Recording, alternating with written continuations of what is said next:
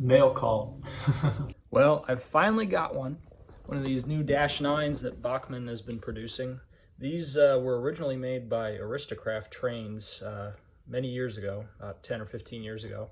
And then Aristocraft went belly up about 10 years ago, and then Bachmann took up the production of them. So let's see. Ooh, fancy. They got some foam in here protecting it. There's the red box.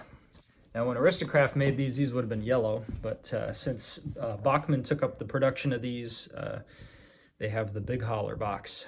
Wow, look at that. Fancy.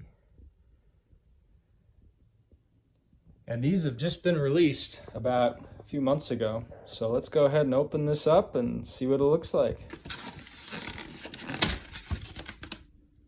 Ooh, wow. That's pretty nice. Oh boy, this thing's heavy. God damn. This thing is pretty. They did a really good job with the detailing on this thing. It's really nice. Getting a look at this up close, you can see all the details that come with it. All the handrails are already on it from the factory. So unlike USA Trains, you just pull it right out of the box and everything's already on it. I don't know how they fare compared to the original Aristo units. I would say these definitely look very nice.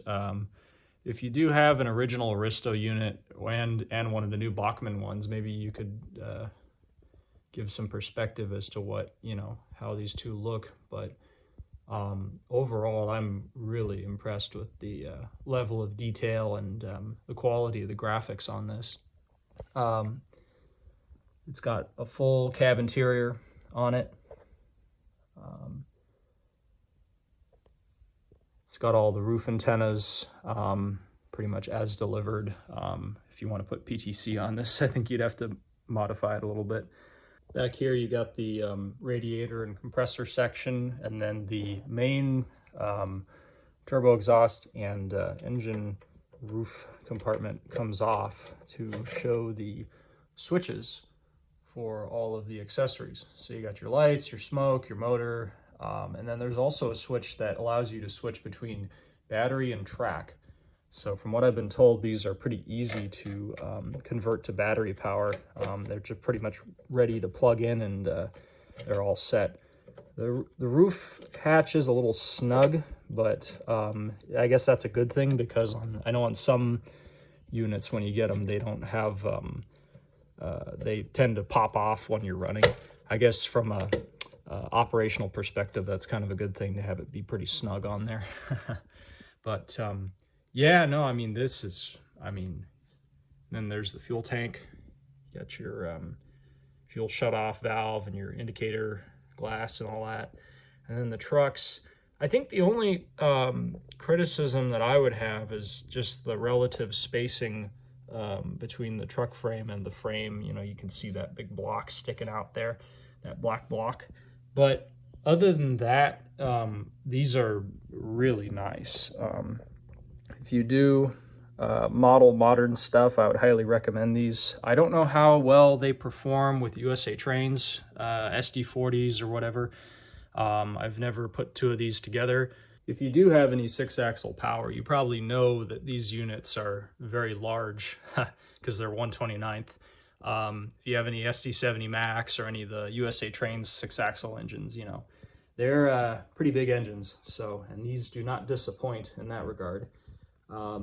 This engine is very large compared to most of the GPs and stuff that I have. So yeah, these are going to require some pretty wide radius curves. If you don't have 10-foot diameter or wider curves, I wouldn't recommend running these on your layout. I think I've been told that these might be able to run down to an 8-foot diameter. I wouldn't recommend that though. I think these are happiest on 10-foot diameter and up. My layout mostly has 20-foot diameter or 10-foot radius curves. I think these would probably be happiest on that, or maybe in a pinch, 5-foot or 5-foot radius or 10-foot diameter track. But these do require wide radius curves, particularly because of the 6-axle trucks. So, and unlike the USA Trains engines, these don't have the pivoting block on the end. So these are going to be a little bit more constrained going around tight radius curves. So one thing I really like about these is the shade of red that they used on the lettering and the war bonnet paint scheme. I think they really nailed it down really well. I've seen some war bonnets where they don't quite get the red right and it looks a little bit, you know, less to be desired, but this is really nice. I really like this shade of red that they chose on this one. So yeah.